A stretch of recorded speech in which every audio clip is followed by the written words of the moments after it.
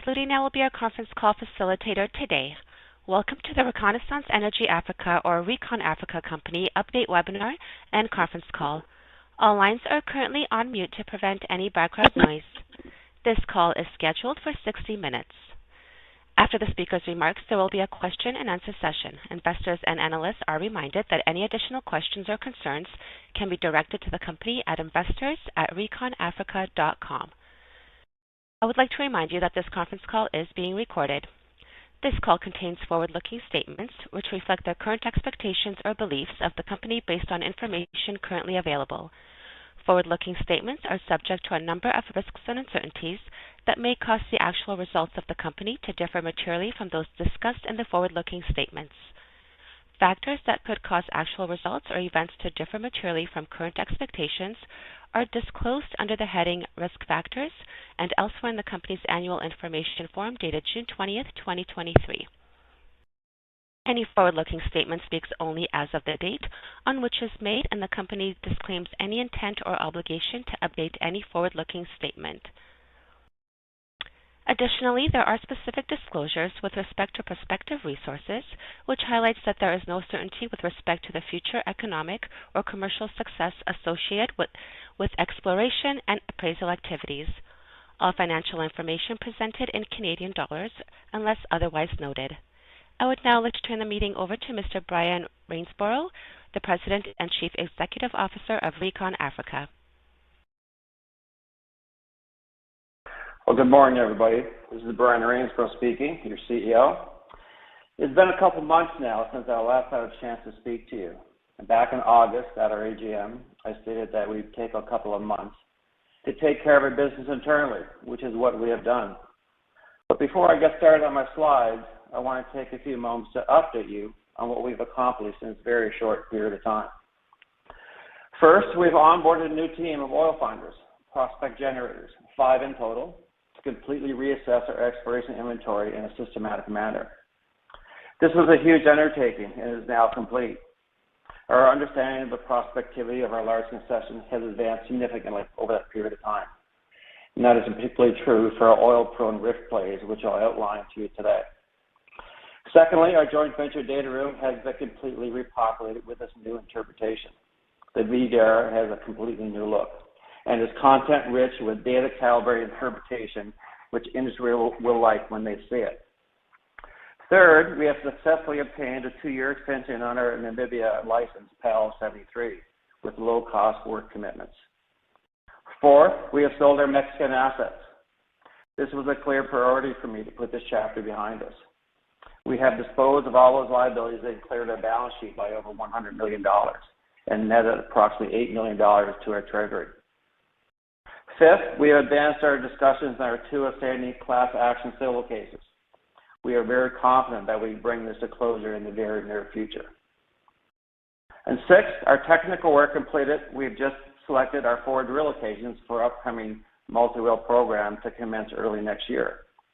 We have begun procurement and preliminary procedures to prep for the well pad location, and we will soon be selecting the first well to be drilled. And seventh, we've added and expanded to our board by adding an independent director, and we'll be looking to add more.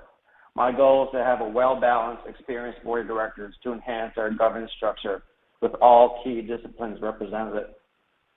And finally, we unveiled a new leadership, strategy, technical team, and their work at the highly visible Africa Oil Week and Energy Week in conventions in Cape Town just this past month. These 2 conferences were represented by all major oil companies active in the West Africa region. Our unveil was extremely well received by industry. I held over 20 one-on-one meetings with industry peers, from large international oil companies, large independents, to strategic partners, to introduce our new work, our new team, strategy, and our joint venture data room. So we've been busy.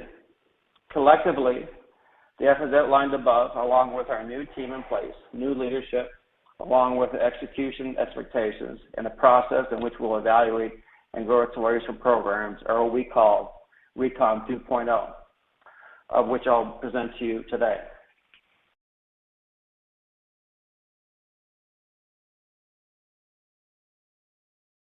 As I arrived as CEO at the start of August with the goal of resetting the strategy of the company, resetting the baseline of performance, expectations of an exploration program, and set it in the right direction that reflects my views of the potential of the basin. We have over 8 million contiguous acres in both Namibia and Botswana, split between 6.3 in Namibia and 1.7 Botswana. This is a vast position, rarely seen in the industry today, which is so competitive. We have an entire sedimentary basin under one license. What I like about this play is the inventory sets us up to explore for both oil and gas, a unique position that reflects the needs of Namibia, where short-term oil and cash flow can supply much-needed energy to the country, while our prospective gas plays provides immense scale for long-term clean source of low-molecule energy for the country. I'll start off my presentation describing to you the Demerara Fold Belt, but the Rift Basin has really evolved in importance due to its prospectivity and short-cycle oil, which will be key to generating cash flow for future developments. Also, its low capital investment required to bring on production will generate industry-leading returns to our shareholders. The company has drilled 3 stratigraphic wells over the past 3 years, which is very important, as these provide critical calibration points for our interpretation and our understanding of the liquid potential in the Rift Basin, and it proves existence of a working petroleum system.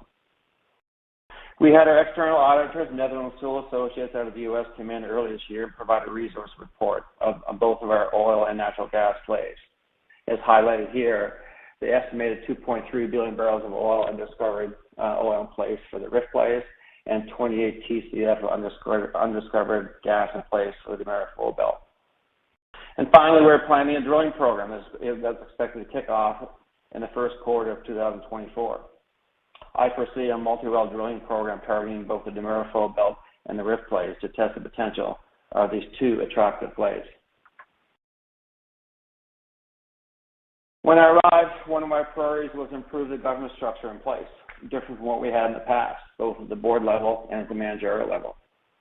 We need to increase our board independence, and we added a director over the summer, a woman called Aman Hill. She is a very seasoned professional with African business community experience. We're also looking at adding additional directors, which is important to me to have greater diversity and a full bandwidth of competencies at the board directors level. I've also brought in general counsel with me in the top right-hand side, Adam Rood. Adam has been with me for over 20 years. He's doing a great job on critically important corporate issues. He's a business leader and a thought partner of mine, and we've built programs together for a long period of time. At the bottom of the slide are the technical people who we've onboarded. First, 2 professionals from Shell, Steve Barker and Jim Booth. Both these individuals have worked with me before and have found oil with me before. We've had another individual, Scott Gardner, out of Calgary, who I've worked with and is familiar with this region. Scott will be responsible for putting together a joint venture package. And finally, we brought on Chris Zembrinsky, who is ex-Anadarko. He was new ventures managers for West Africa and has worked Mozambique for them. And most recently, we added one more ex-Anadarko geoscientist who has worked Mozambique Fold Belt. He started immediately. So this is a new team that's in place to help augment the work, technical skills of people who are already here. We've brought Recon to the point where we're at just a few months ago. This new team will be taking us forward, taking the company to a new level of standard of performance, a new level of expectations, and new internal protocol. One that over time and change should be seen as best in class. That's where I want to take the new ReconAfrica. And some of us have done this before. This is the capital structure. As many of you know, we own our own rig, which gives us great flexibility. I'll go over that shortly in the presentation. And we have no debt. The share price is shown over the last year period, and it's my job to reverse that trend. Now let's spend a minute diving into why Namibia. Namibia has emerged as a remarkable success story in the offshore over the last couple of years, with significant discoveries of oil. It also represents a major area for future investment by some of the largest companies in the world, in the order of billions of dollars.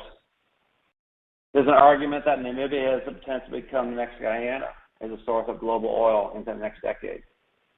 We believe we're operating in a country that has a strong, stable government, a business-friendly environment, a stable legal framework, and we have great contract terms in place. And we got in early. We think Namibia stacks up relatively well to other countries, and that's why we think there's so much activity going on both onshore and offshore. We plan to take that exploration momentum and investment momentum onshore with us. The top part of the slide shows the chronological history of what the company has done in Namibia since they arrived in 2015 or required licenses. A few years later, we followed up with the contiguous license in Botswana. We then shot seismic in 3 different phases, almost 2,700 kilometers of seismic, and followed that up concurrently with the EFTG gravity data, which really helped us outline the rift plays. The company then drilled 3 wells with the purpose of testing up but not only stratigraphy of the basin, but proving up there was liquids in the sedimentary basin, and they achieved those objectives. And finally, since going into Namibia, Recon has been firmly committed to ESG programs. There's no shortage of noise operating onshore, but we came in and committed $10 million up front, and that commitment has been deployed very well. I'll talk about that a little more in just a bit. The bottom part of the slide outlines the contract terms for both Namibia and Botswana, which I'll let you read on your own.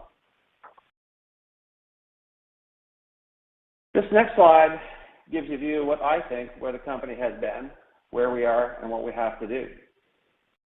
If you look at the top part of the slide, they got the acreage, they drilled some wells, they shot seismic, shot gravity data, and there were a lot of questions. They brought in a new management team, we hit pause, we hit the strategy reset, and we're now embarking on what we call a joint venture phase of drilling. We look at the bottom part with a vast amount of data. What we have, in my view, are pieces of a puzzle. We have gas peaks that I'll show you, with oil shows and the wells that we drilled. We have a new Damara fold belt, which we unveiled early this year when we shot seismic to the west. We have both a rift crew play and a pre-crew Damara fold belt. And most importantly, that blue piece, we have a working petroleum system with 600 million acres under leasehold with no expiring terms. So these are the pieces of the puzzle that we must put back together to find commercial hydrocarbons under concession. And this is why I got so excited to come to the company. And I've done this before. This slide here shows the entire exploration inventory. It zooms into the concession. Namibia's, the northern part of Namibia is shown with that green wiggly line, which is the river between Namibia and Angola. Just for reference, in the blue grid, you can see it on the side and the map. There's our seismic grid, almost 2,700 kilometers of 2D data. The prospects and leads I'll talk about are shown in those polygons. The blue polygons, the rift basin, I'll speak to just shortly. And the purple polygons are the Damara fold belt. The gas leaks are shown in red. Originally we had 2, now we have 7. I'll speak to those as well in a few moments. Let me first start with the oil, the rift margin. We're really excited about this. And our understanding of this prospectivity has evolved significantly over the last 3 months. This play has not only a great risk profile, it has scale and cycle time. On the right-hand side is the resource pyramid that NSI had given us earlier this year, where they tagged at 2.3 billion barrels of oil in place and a risk resource potential of 436 million barrels.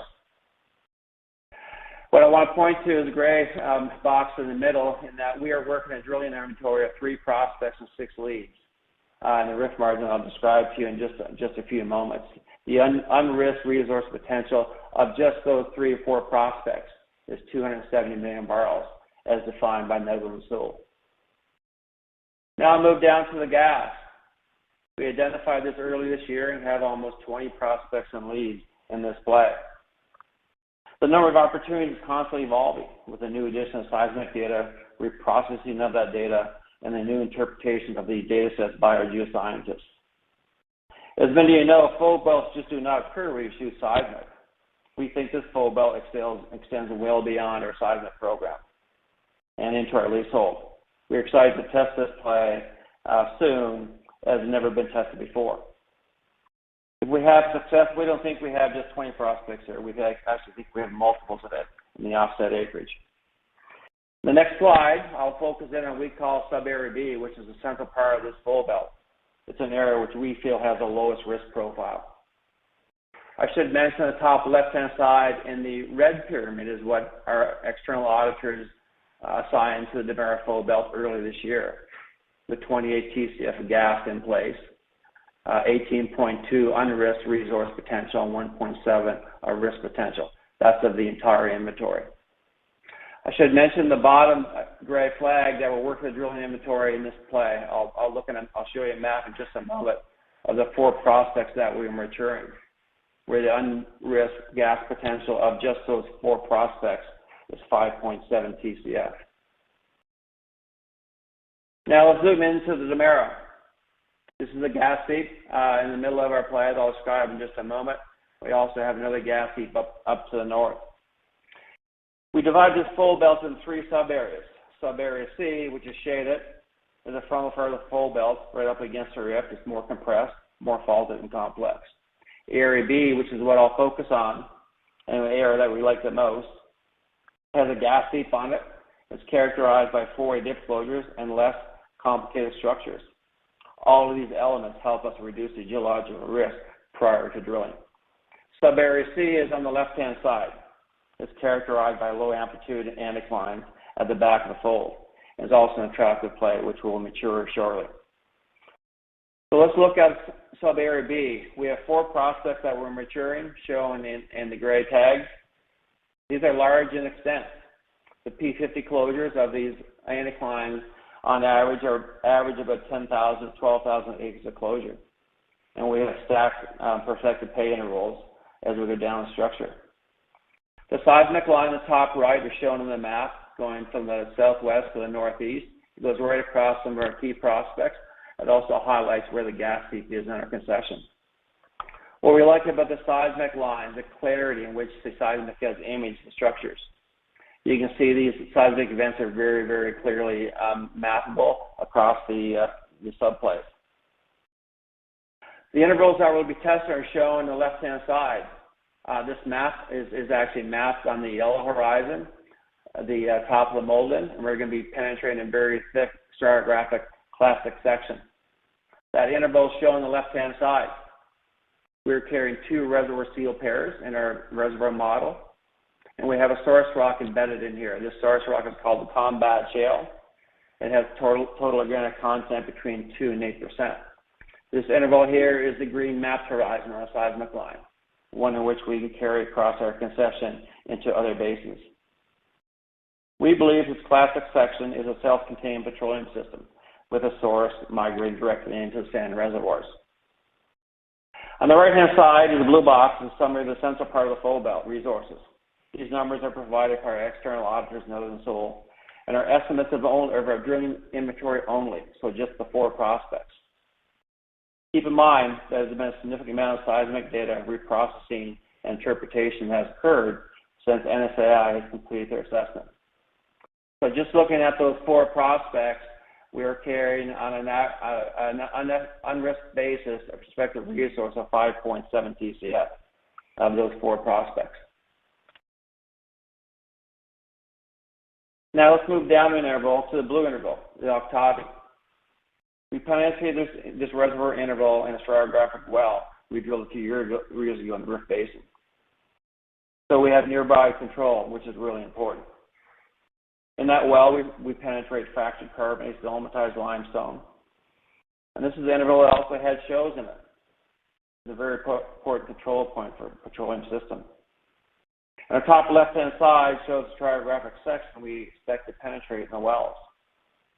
As you can see, there are 2 source intervals here. The first is called the Mayberg, which outcrops about 150 kilometers away in the concession. It shows total organic content between 2 and 3%. And we believe this system is also self-contained with a marine source rock. The second source interval is called the Abinabi source with a lower organic content in the 1 to 3%. That source interval is generally believed to be caught in the Coleman surface on the seismic line. The seismic line is the east-west line and goes through one of our main prospects again, the L prospect. As you can see, it has a very nice closure at the Molden level and some closures at the Octavi. We like the look of this play. We have some upwards of 30 structures that have been mapped. We have multiple TCF potential in each prospect. We have huge follow-on potential, 4 dip closures, and our land is captured. So we like the way this is stacking up. This is a seismic line that was provided to me, the colleague from Anadarko hired.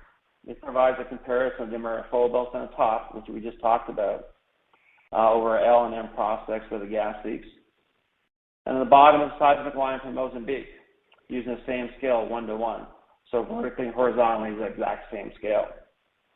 The point of the slide is not to compare the geological age. Their rocks are younger than ours, nor is it to compare the overall structural style of fold belt. That's not the point. The point here is to contrast the simplicity of our folds and the architecture internally. We are not complex, like you see in Mozambique. Secondly, I'd like to compare just the scale. The scale of our folds are large. As I mentioned earlier, almost 10,000 acres at P50 levels. Along length, any one end incline can be almost 20 kilometers long, end to end. So our structures are large and they're simple. We also have a global database for fold belts, and globally, fold belts can yield some of the largest fields you can find. The average field size of a fold belt is about 260 million barrels of oil equivalent, or about 1.5 TCF of gas. So we think we're in the right range relative to other fold belts discovered globally. As I mentioned earlier, if we test this with a positive outcome, I don't think we have 4 prospects. I don't think we have 20 prospects. I think we have a large-scale play with lots of running room. Just coincidentally, the blue box on the bottom is blue box on the top, I should say, is how I characterized the Demura fold belt when I first saw it. While the blue box on the bottom was what Anadarko had put together some 10 years ago. We see this very differently. Stack pays, 4 dip closures, TCF scale prospects, and lots of running room. So we're excited to get this Demura fold belt tested. And we're excited to drill prospects at the 4 dip closures. I'll do that any day in a frontier basin. Now let's move on to this map. This is an important map. It shows the hydrocarbon indicators of seeps and shows on our block. I call it a smoking gun slide. I've also been asked, what exactly is a smoking gun slide by non-technical people? A smoking gun slide refers to a strong set of circumstantial evidence to indicate something significant may be nearby or present, as opposed to direct evidence such as a commercial discovery of the oil pay. So we're putting together pieces of the puzzle here. As I mentioned, the gas seep or the fold or prospect M is shown in the middle of the map. Second gas seep is shown just to the north. It's very active. You can go up, you can light it and have a fire if you want. First, the blue box on the left-hand side. This shows all the formations that have been penetrated and we expect to penetrate in our upcoming drilling program. It also illustrates all formations have had the presence of oil or gas seeps on it, a very good sign. So let's start at the bottom left-hand side of this slide and go clockwise. This is the inactive seep. This was discovered just a few years ago by a seismic crews as they were shooting the seismic in this area. They took 5 soil samples for geochemical profiling. This geochemical profile is very similar to the top right chart. It is thermogenic gas with liquid content ranging from C2 to C4 in that seep. This is a very important indicator something is going on throughout the system in this region. If you move to the top left, this is where the active seep is, in the Rift Basin. This is a real flaring gas seep. You can see the fingerprint on the graph to the left. You can see the fingers go down, include some liquid content shown in green. This is the same thing. It is typed as a thermogenic gas with liquid content, with C2 through C4 present in those seeps. Now let's go down to the bottom right, where we have the 6-2 Octavia well. We have oil shows in the pre-crew Octavia, which is the blue horizon I showed you just in the seismic line a few moments ago. This is really important. This interval has good porosity, intensity fractured carbonates, and dolomitized limestone. But most importantly, equally importantly, it has streaming oil shows and cuttings, so oil to surface. This is an important control point. We have oil down the pre-crew and Peru reservoir sections, just as we have gas in the shallow sections at surface. We also have just recently looked at all sidewall cores in the 6-2 macadamia wells, or 49 sidewall cores have been looked at. They all show oil saturations to varying degrees, and that's a very good sign. Then what we did next is compare the geochemical footprint of oil shows in the wells compared to the gas and liquids shown on surface. And that is what is shown on the top right-hand side of this graph. It's showing that they're all thermogenic gas. We also believe they're also coming from the same source interval. The point here is that the shows in the wells are correlating to the gas heaps on surface. So the liquids that we have found way down the subsurface of 6-2 wells, they're making its way to the surface. It's the same liquids. So the deployment system is working between these two control points. As many of you know, many oil fields have historically been found using gas heaps and chase them around and drilling forward dip closures. That's what the great explorers did decades ago. So to me, this is as close as you come to a smoking gun slide. This is what explorations do, like me, and why we get so excited. So now it's our job to find how the deployment system works and how it can be tracked commercially in both the full belt and the rift play. I should mention we're also just finishing up thermal modeling both plays and help define where the source conditions are present and mature in both these plays. Now let's look at the rift margin in some more detail. Our understanding of this play has evolved significantly in the last couple months. Just for reference, the gas heap and oil shows are shown as the previous map in the full belt and the rift.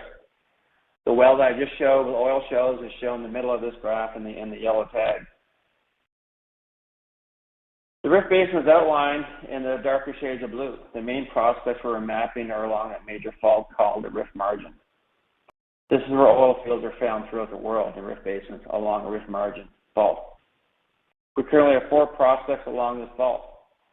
The seismic line shown on the top right is shown in the red line, generally an east-west line through one of our main prospects. This is an area that we like to refer to as a relay ramp or transfer zone. This is where we believe deltaic sands are sourced and are feeding into the rift basin. This fairway should result in large accumulations of good quality sands as shown on the map. We have some good analogs that help us calibrate seismic phases work. We think the sands are going to be good quality, well-sourced, and sorted sands depositing into the rift basin. As shown on the seismic line top right, the yellow on the seismic line indicate where we think we're going to find some good sands. And it's across one of our main prospects. The source kitchen is right beneath the deltaic sand package. Poor quality sands are shown in blue. We have 4 prospects along this rift margin. The 2 main ones are shown in yellow in the yellow deltaic package, number 4 and G7. These are controlled by 2D seismic and confined by the EFTG data, which helps define a structural grain along the rift basin. At the P50 level, these prospects begin to merge into one. So that's how we actually size as one prospect. On the right-hand side, you'll see a summary of the prospective resources for just the 3 main prospects along this margin. Our external auditor, NSAI, has shown the company working interest of these 2 prospects to be around 270 million barrels of oil. As I mentioned earlier in my presentation, this external work by our auditors was done earlier this year, and our understanding of this play has evolved significantly since then. This oil play is pretty important to us. It's all about cycle time. We feel if we find oil, this will be the first oil production in Namibia, far outpacing the offshore discoveries. Currently, we're modeling about a 30,000 per day facility to export oil via truck and rail to the coastline. This will serve us to get the production online and start online quickly, which I'll outline in just a few slides. So we're excited about this play, as is industry who have looked at this play so far.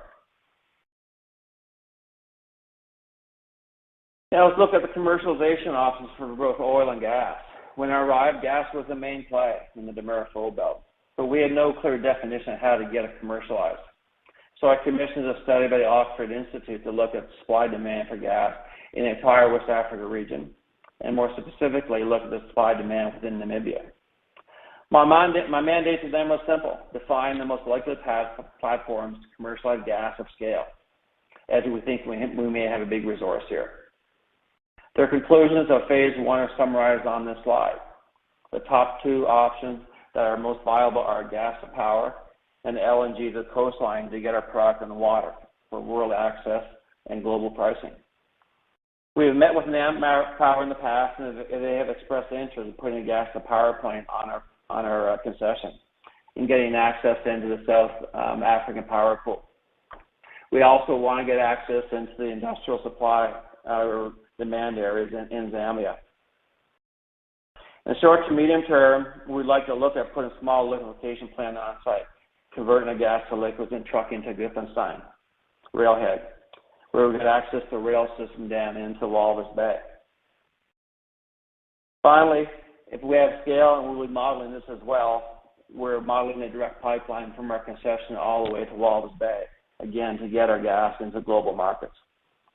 We are progressing our analysis with Oxford Institute on both these options and further defining the cost parameters of both. Now let's move to oil. Our oil is all about prospectivity, scale, and cash flow. We believe on the success case of a discovery that we can bring first oil to production in about 18 months from our discovery. Currently, we're modeling a success case bringing a second rig, arriving to help accelerate appraisal and development wells to achieve that goal. We're modeling a 30,000 per day facility that will generate great returns and cash flows of the company upon success. The total development costs are low. The rate of returns should be industry-leading when it's all said and done. On the export scenarios, we're looking at initially trucking our product to Giffenstein railhead and then rail to the coastline.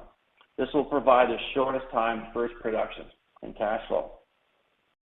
We're also looking at the feasibility of a third-party building a concurrent 8-inch pipeline to export products to Giffenstein. This play is a critically important part of our business. We'll generate early cash flow and feed our programs for whatever may come in the future. But this play has the prospectivity, scale that companies like to see. I should mention our cost of wells to drill this test are only $6.5 million to drill, evaluate, and test. So the cost of proof of concept here is very low. As I previously mentioned, we have our own rig. We also have 12 permits that have been cleared by the host government. We bought the rig in from the U.S. It had been refurbished and brought to Africa and rebuilt it. The crews that rebuilt it had drilled the wells previously, and they will drill the wells upcoming. It's rated to 1,300 horsepower, which means it can drill down to about 13,000 feet and cover almost everything we want to drill in both the Rift Play and the Demerara Fold Belt. A dry hole cost in the Demerara Fold Belt is about $11 million. However, the development cost should be significantly reduced per well down to about $6 to $8 million range. This rig is fit for purpose. We have the people experience to drill wells, and we control our timing on this. On the top part of this graph, you can see a schedule. We expect to be drilling late in the first quarter of next year and drill continuously throughout the year, with an evaluation period in the middle of the year to assess what we found. The bottom part, upon success, is the beginning of our appraisal and development program, which we would anticipate bringing in a second rig. ESG is a critical part of our company DNA and a big part of our entry into the country, with a $10 million commitment we made upon entry in 2015.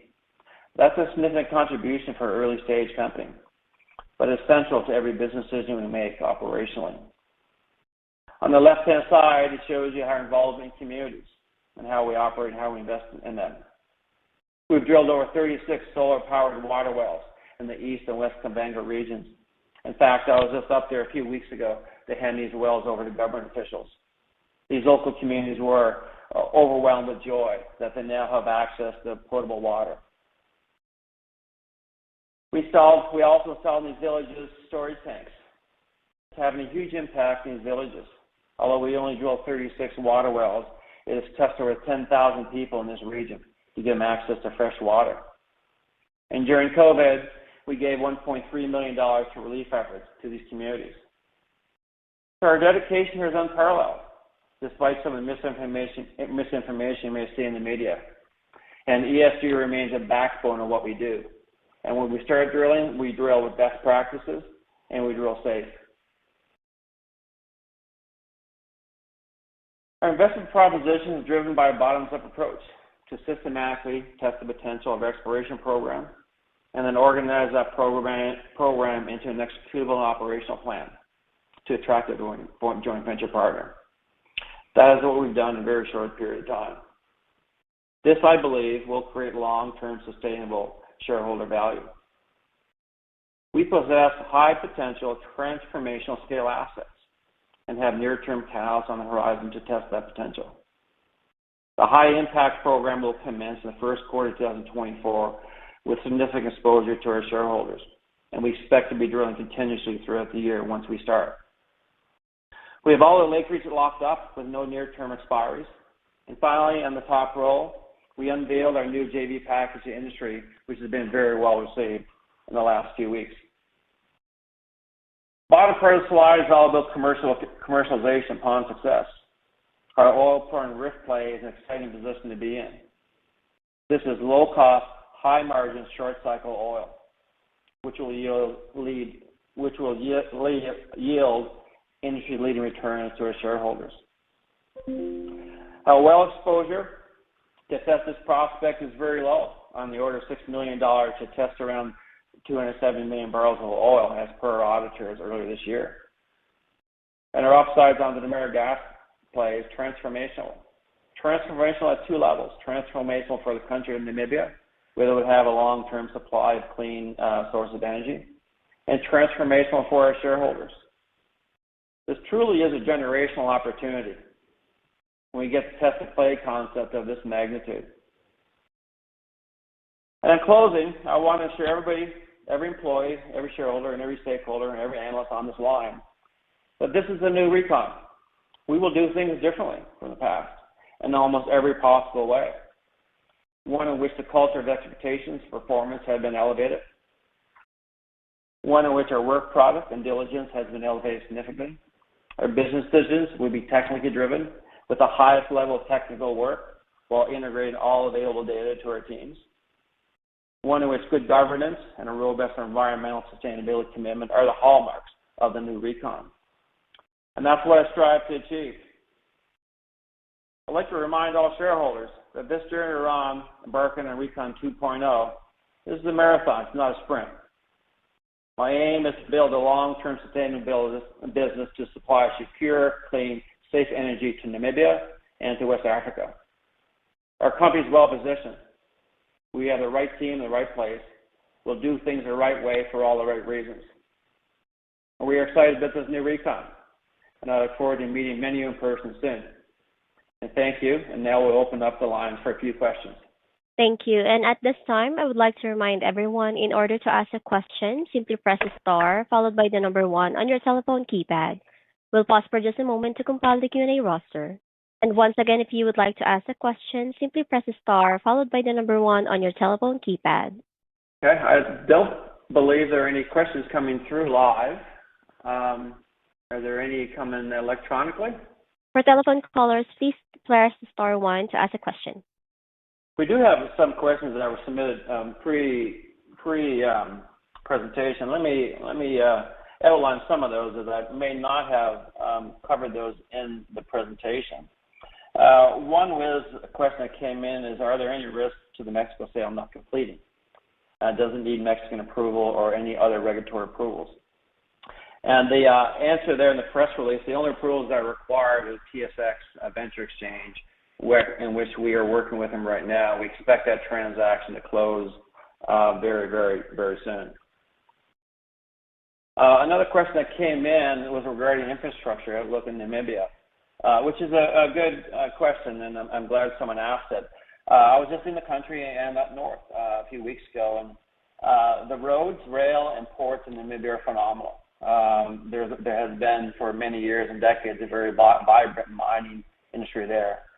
So the roads are great. This is flat terrain. There's not a lot out there.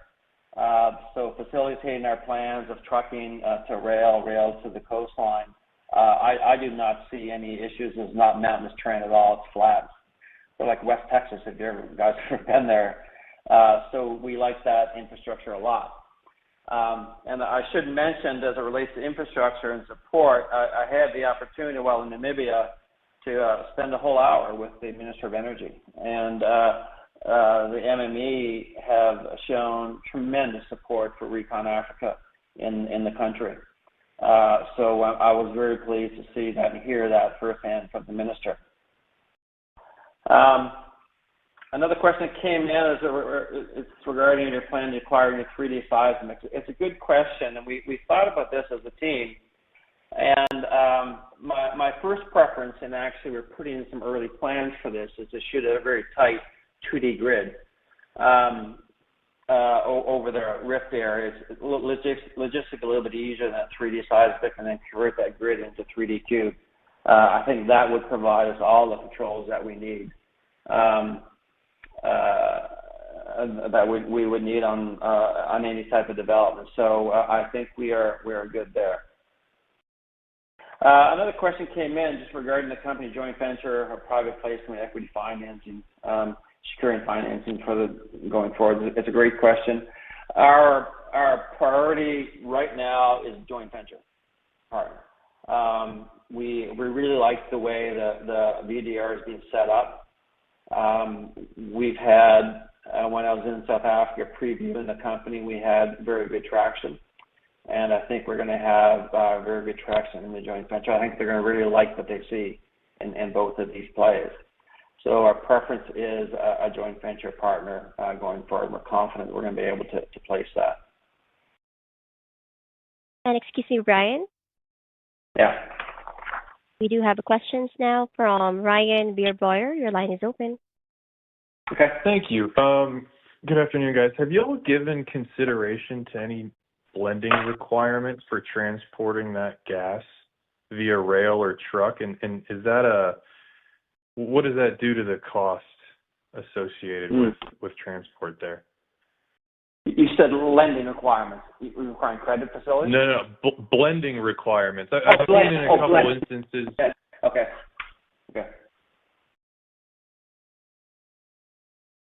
Yeah, you might have a couple instances where you have to blend, certain gas that's obtained out of the ground with more inert gases or different compositions in order to meet any state transportation requirements, to make it less flammable or less temperature sensitive at different times of the years? Yeah, well, the primary scenario that we're modeling right now is putting a small LNG facility on a facility, converting to liquids to Gufenstein to railhead. That's our sort of our primary sort of modeling scenario that we're doing right now. In terms of blending compositionally, we haven't gotten to that granularity right yet in terms of understanding what it would affect. Your question is would it affect pricing? Is that the issue? Yeah, exactly. Yeah. Haven't gotten exact to that level of detail yet. I think some of it's going to be in the VDR. I don't have it at hand to provide to you if we did do any blending. But right now, we're modeling that scenario I just outlined to get to coast and get onto global access markets and good pricing for our product.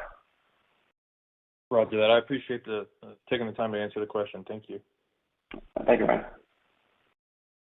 Your next question comes from the line of Daniel Spicer. Your line is open. Hey, Brian. Thanks for taking the question. As a shareholder who's kind of followed the company for about 3 years now, I think one of the frustrations we have is we keep hearing about JVs and farm-ins. Yeah. Can you give a little bit more detail on where that's at and what you're expecting and, at least who you've been talking to? You can't tell you who we've been talking to. That's competition, and there's we can't. But let me back up and answer your question more holistically, and then I'll dig down to as much as I can where we're at now. I agree the company had a JV process out probably this time last year time frame. It probably went out too early given the lack of data.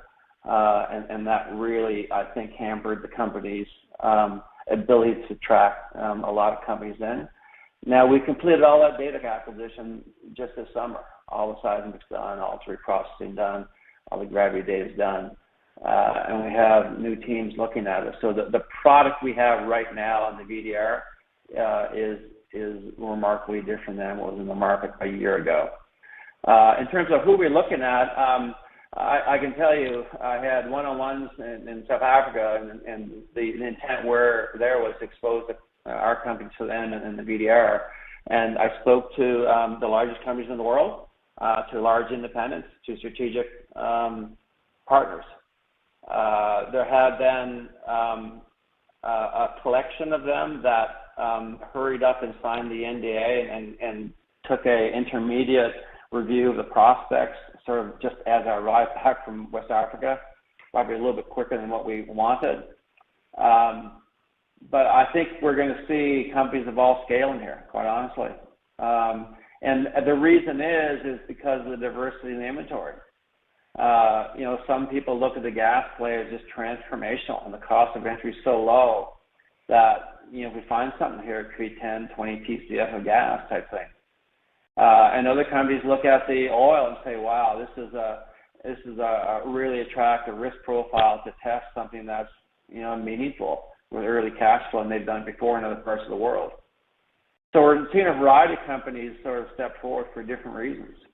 And we don't know what the outcome is going to be, whether it's going to be a single party across the entire concession or it may be split up. We don't know that, but I do know that the interest is real. It's tangible. They like what they see. They like how our interpretation is grounded with really solid data. And it's what they would expect from any other major oil and gas company in the sector, what they're seeing. So it's a little bit different deal than we had done before, and I'm completely sympathetic that you have been patient waiting for a JV, but it's a different deal now. I can tell you that. And did I answer your question officially? The VDR is opening up here in the next couple of weeks, actually. We have, I guess, half a dozen to 10 NDAs sort of signed up, and we just got to sequence those in. And we got to see what these companies like. I have not put a deadline for bids yet. We may. But we want to see what the response is once they're under the table and look at the detail. I'd like to have someone on board, obviously, going into the first of next year. And what I've conveyed to industry is I want a partner who's going to come in and test our portfolio. I don't want a company coming in and testing one well and leaving. And I've done this all my career, and success is drilling a portfolio, not single wells. So we want to have a company that's so philosophically aligned with that, and there are. I don't think anybody's really pushing back on that. We like to have someone also come in and help sort of design the program out. We have these 4 locations picked, 2 in the Damara and 2 in the Rift. The sequencing is yet to be defined, but we may have to be flexible based on the partner's demands. That's point number 1. Point number 2 is I want a partner who's going to technically contribute. In all of my career, I've benefited from partners who contribute to your technical teams. And what I like to do is use those partners as almost an external auditor of our own work. So that's what we want to do. We want to get the right partner in here for the right reasons, and have a program that's going to test their portfolio, not just a single shot. And if I could follow up with one other question. In the event that you are not able to get a JV or farm in before the end of the year, how much capital do you have to implement the plan that you have? And how many of these wells can you actually drill? We closed back in January, $22 million of cash in the balance sheet back then. The Rift wells are $6 million, 6 plus a bit, and the Damara about 11. So, what I don't want to do is be in a position that we have cash for just one well. So we want to have this company financed properly going into this drilling campaign. This is a big concession. Our concession is huge here, and the potential is remarkable. So, I would be really reluctant to poke one well and walk away. So my view is to do everything we can to get the company financed properly to test the petroleum. Luckily, the wells aren't offshore wells. If we were offshore, these wells would be $100 million a piece, but they're not. They're the cost of entry here is very reasonable.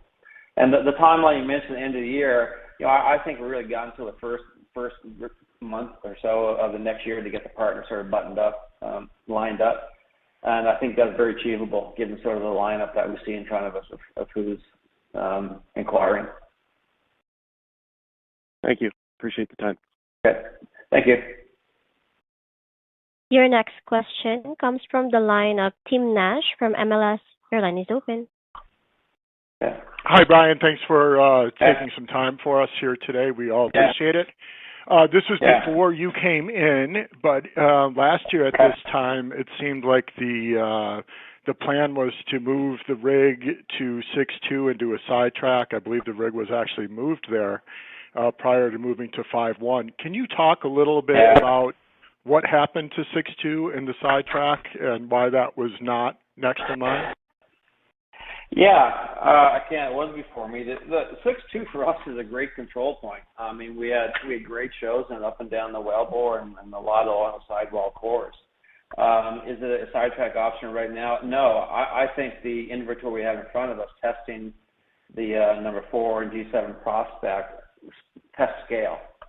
And drilling a sidetrack in 6.2 up dip doesn't test scale. And doesn't test the play, so it doesn't tell me what I want to really find out whether we have a 500 million barrels or not. But it was looked at, as was the macadamia, in the context of all of our inventory. I mean, we looked at every prospect mappable in that risk, and we sorted through the risking very, very methodically with data control. And what percolated to the top is what I showed you on the map. And it's those prospects there that I think will test the potential of the play, which is what you want to do at this stage. You want to really test the scale of what you have. And that's why those ones sort of migrate to the top. Thanks. I appreciate the answer. If I could sneak in one follow-up, you had mentioned early in your reign about trimming the cash burn rate for the company. Is there a number you're comfortable sharing with us on what that burn rate is down to these days? No, we got to look at a company as if we're a startup. That's my view. We're in an exploration phase. We got to be nimble. We got to be smart. We have the right team and the right seats and everybody going in the right direction. So I continue to look at that every month. I don't know what the right number is, but I want to ensure the company is financed to execute our really well thought out strategy. I think you'd have to go to our public numbers back in July to get an idea. But I'm continuing looking at things to really sharpen our pencil, and we need to be nimble here, and we need to look and feel like a startup and be aggressive like a startup. So. Thank you. Sorry, I didn't provide you with a number, and I'm a little reluctant to do that right now. But yeah, I think I refer you back to our public numbers in July. Thanks. I appreciate the color. Yeah. Your next question comes from the line of Robert Mann. Your line is open. Yes. Good morning, Brian. Thank you. Good morning. Shareholder for a while. I enjoyed your presentation. My question is there any concern of the stock being delisted by virtue of it hanging around the dollar range? I plan on staying with the company, believe me, I'm in it larger than the dollar. Okay, thanks. Sure. You cut it just a bit there, Robert. The question was, are we at risk of being delisted because of the price point of the stock? Was that your question? Simply put, that's it, yeah. Yeah. No, I don't believe so. We're not at risk of that at all. Okay, which is obviously a concern of, I would think, all shareholders. Yeah, well, absolutely. Me included, Robert, as well. I think you may have read what I put into the money in August, and I did it because I think we have something remarkable here in front of us. So, I appreciate shareholders like yourself for staying patient with us, but we're at an inflection point here, and myself and the team I brought on really like what we're seeing here. But believe me, I've tried to promote it to friends and neighbors because I've got a lot of faith in you and the whole place. So hopefully things will come to what we want to see. All right. Thank you so much, Robert. You're welcome. Thanks for the time. Your next question comes from the line of Nectarius Potpolis. Your line is open.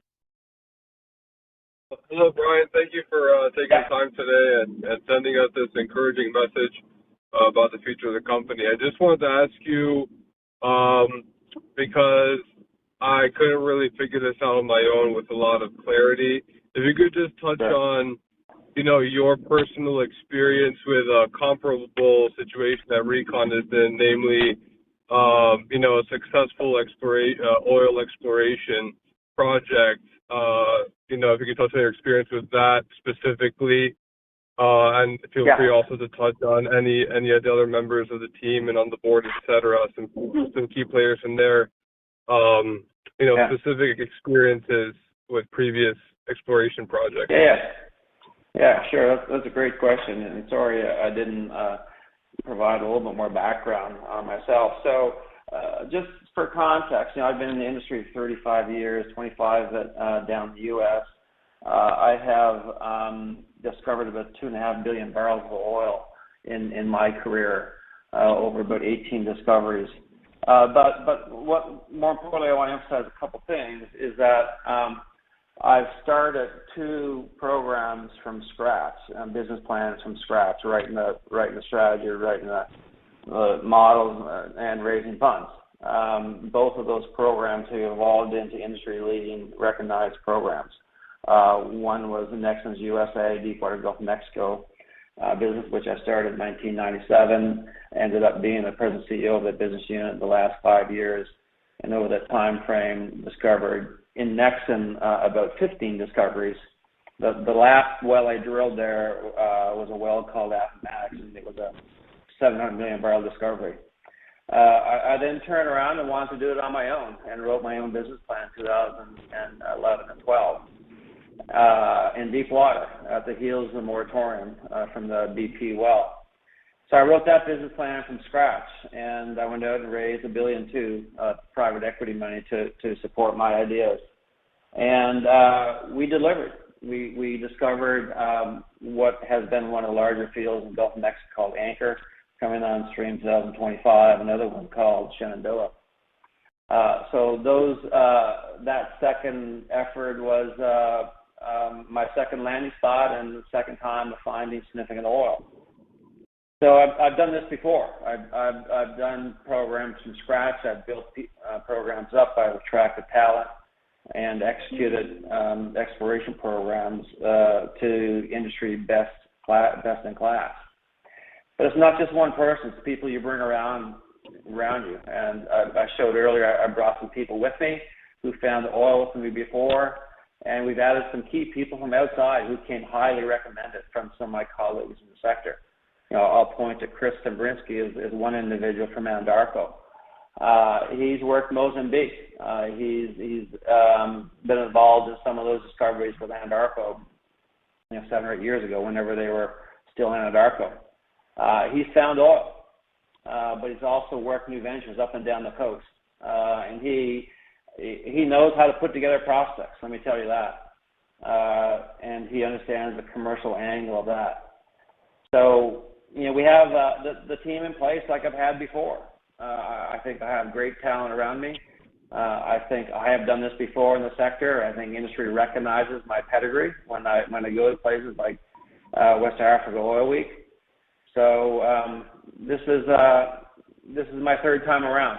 So it's not my first rodeo, nor is it Chris's, nor is it people who are on the team. So if you're a shareholder, let me reassure you, you're in good hands in terms of explorationists, and you're in good hands with probably some of the best in the industry right now. Very good to hear. Thank you very much. Yeah, thank you. Your next question comes from the line of Richard Stump from Financial Benefits. Your line is open. Hi, Brian. Yeah. Been a stockholder for probably 5 years now. Sold off on the potential of what we got going here. Your presentation here didn't diminish that a little bit. My concern is it doesn't seem like stuff is happening. 3 years ago, I think, the announcement was made, we're fully funded for a six well drilling program. I think they drilled one well. We've got this drilling rig, ballyhooed, what a wonderful thing this was. I think it's drilled 4, maybe 5 wells in the 3 years that we've had it. Earlier this year, it was announced you have drilling permits for, I think it was 12 different locations. We don't have a drill rig on any of those locations. It just goes on and on. Oh, wow, stuff is wonderful. And then nothing happens. And the stock price reflects that. It's down, 95% from where it was 2 years ago? Yeah. No, good. Thanks for your comments and perspective. I arrived August 1st. So say nothing's happening, I think is not accurate. If you're in for the first part of the presentation, I went over what we've done in the last 12 weeks. And you just don't run out there and put a rig on things recklessly. That's not how I operate. That's not how I've had success in the past. So it does take time to reassess the entire inventory, which is what we did. We hit pause. I remapped everything in the Rift. I remapped everything in the Namibia. We resorted everything in both. And now we're getting ready to go out. So, I can't wind back the clock. I understand your frustration. I understand your points. But I also understand what it takes to be successful. And I got here August 1st. And to say nothing's not happening in 12 weeks is that's, we're grinding at full pace right here. But you don't turn the dial in a second to get a rig out there. That's foolish exploration, and I don't do foolish exploration.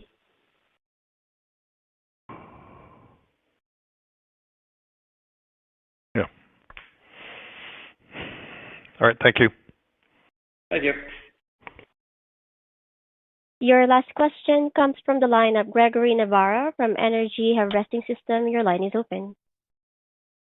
Brian, this is Greg Navarro. Thank you very much for your presentation. Yeah. From a simplistic standpoint, am I correct to assume that funding for 2024, most importantly the drilling program, will be from new cash from others? Yeah, that's my desired outcome. Yes, our first priority is to get a joint venture partner to come in and catch up on sunk costs and contribute to a program going forward. That is our priority. I thought you gave a great presentation. I'm enthusiastic. Thank you. And I've been in your company for 3 years, so thank you very much. And good. Thanks. Good fortune in 2024. All right. Thank you, Greg, for the question.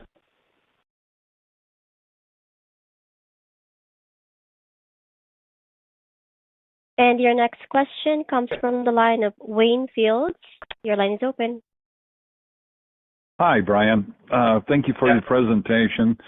Have a question for you as far as without further funding from a junior partner, will there be enough money to drill anything in 2024? You mean absent a joint venture partner coming in? Yeah. Without one, will there be enough to drill even one well? Yes, we have cash to drill one well. That's not my preference. I'm going to do everything we can to get the program financed to drill a portfolio. That will yield the best outcome for our shareholders. And the success rate goes up if you drill 4 wells versus 1. So myself, my team, board, we are going full force ahead to ensure that we attract industry capital into the program to test the portfolio. Okay, so at least one well. Yeah, but that's not my preference. Right. I don't want to drill. I mean, it's not my preference at all. So. No, I hear you, but I just. We're confident in the JV package. You know, this is different than what was in the industry a year ago. Completely, we reintroduced everything to the sector, and we're getting really tangible interest here. That I think we're going to have I'm confident we're going to have a partner. You know, I can't predict the future completely, but I'm confident. Well, that sounds great. Another question: from the time that XYZ says we want to do business with you, just an approximation, what is the time frame from that point? Yeah. I mean, most of the companies generally speaking, and we can get a purchase sale agreement done pretty quickly. This is clean. It's not big capex. It's not complicated. Most of these companies we're looking at sort of have they're familiar with Namibia. Luckily we're in a jurisdiction that is very transparent. So I think you can get a PSA signed within a couple months. You know, time from when they say we really like it. So that wouldn't be unusual. Let me put it that way, given this circumstances. I think that's it. I thank you for your answers. All right. Thank you, Wayne. Okay. Thank you. And ladies and gentlemen, this ends our Q&A session. Thank you, Brian, and thank you everyone for attending today's call. Just a reminder that should you have any further questions, please email investors@ReconAfrica.com. This concludes the call. Thank you all for participating. Thank you.